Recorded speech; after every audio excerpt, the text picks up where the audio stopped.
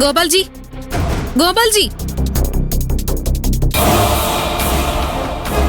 ഗോപാൽജി. എന്താ എന്തായിരുന്നേ? എന്തിനാ അത്ര ടെൻഷൻ അടിക്കുന്നേ? കാര്യം എന്താണെന്ന് അറിഞ്ഞ ഗോപാൽജി ടെൻഷനിലാവും. കാര്യം എന്താണെന്നൊന്നും പറയരുതേ. നീ പീതാംബരൻ മരിച്ച ദിവസം എവിടെയാണെന്നാ പറഞ്ഞ? വീട്ടില്. ഒരു ഒറ്റ ഓടി വെച്ച് തന്നാണല്ലോ. സത്യം പറയടാ. ഇവൻ ഗിരിയായിട്ട് അടി ഉണ്ടാക്കുമായിരുന്നു. ഇവൻ ഗിരിയെ പുറകിൽ നിന്ന് കത്തി കൊണ്ട് കുത്താൻ ശ്രമിച്ചു. ഗിരി ആ കത്തി വാങ്ങി അവന്റെ കൈ കുത്തി കീറി. അങ്ങനെ ഇവന്റെ കൈ മുറിഞ്ഞത്.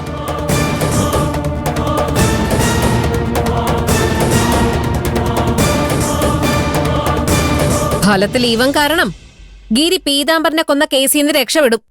നിനക്ക് എന്താ ആവശ്യം ഉണ്ടായിരുന്നടാ ഗിരിയായിട്ട് അടി ഉണ്ടാക്കാൻ? അടിയുണ്ടാക്കിയത് പോട്ടെ, ഗിരിയെ പുറകീന്ന് കുത്താൻ അവസരം കിട്ടിയിട്ട് പോലും നിനക്ക് അവനെ കൊല്ലാൻ സാധിച്ചില്ലേ?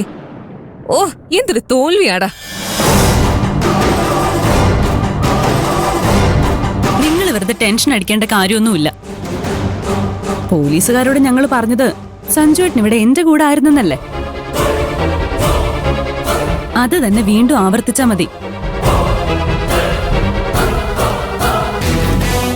ഗിരിയേട്ടനും സഞ്ജുവേട്ടനും തമ്മിൽ തല്ലുന്നത് ആരും കണ്ടിട്ടില്ല.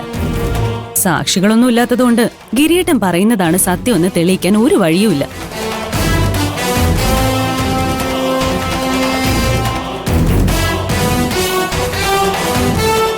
നമ്മൾ ഇത്രയും പേര് ഒരുപോലെ പറയുന്ന നുണയ്ക്ക് കൊലക്കേസ് പ്രതി പറയുന്ന സത്യത്തെക്കാൾ വിലയുണ്ടാവും. സ്വപ്നം പറയുന്നതിലും കാര്യമുണ്ട്. ഗിരി പറയുന്നത് കോടതിയോ പോലീസോ വിശ്വസിക്കാൻ സാധ്യതയില്ല. അതുകൊണ്ട് സഞ്ജു പറഞ്ഞ നുണയെ നമ്മൾ എല്ലാവരും അങ്ങ് ഏറ്റെടുക്കണം. ശാലിനോടും കൂടെ പറയുന്നേ. ആ ശരി. നിങ്ങൾ എന്താ പറയാൻ പോകുന്നെന്ന് പെട്ടെന്നൊരു ധാരണ ഉണ്ടാക്കുന്നത് നല്ലതാ. ഐശ്വര്യമേടെ ഇങ്ങോട്ട് വന്നോണ്ടിരിക്കുക.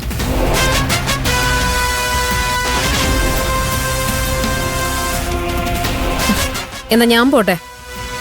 മേഡം എന്നെ നിങ്ങളുടെ കൂടെ കണ്ട ശരിയാവില്ല.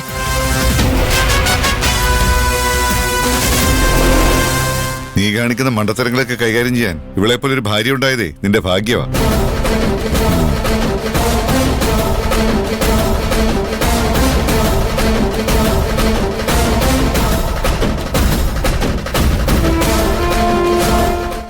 നീ പറഞ്ഞ ഐഡിയ അതുപോലെ തന്നെ വർക്കൗട്ടായി.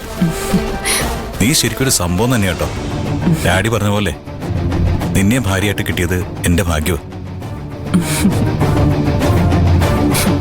നിങ്ങളെ എല്ലാവരുടെയും വിശ്വാസം പിടിച്ചു പറ്റി ഈ സ്വത്തൊക്കെ ഞാൻ അടിച്ചു മാറ്റുമ്പോഴും ഇങ്ങനെ തന്നെ പറയണം.